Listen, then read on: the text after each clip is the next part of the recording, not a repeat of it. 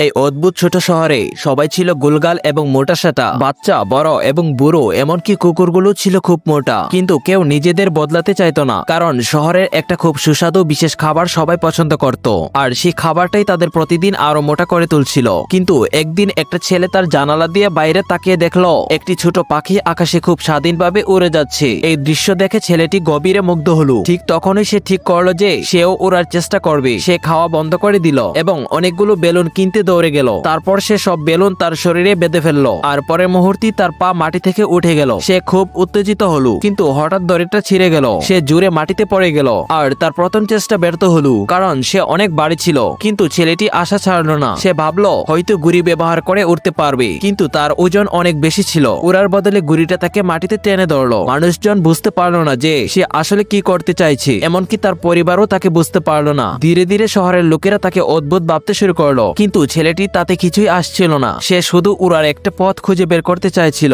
সে পাখির ডানাগুলো খুব মন দিয়ে দেখলো। তাদের আকার দেখে অনুপ্রাণিত হয়ে সে নিজের জন্য একজোড়া সাধারণ ডানা তৈরি করলো।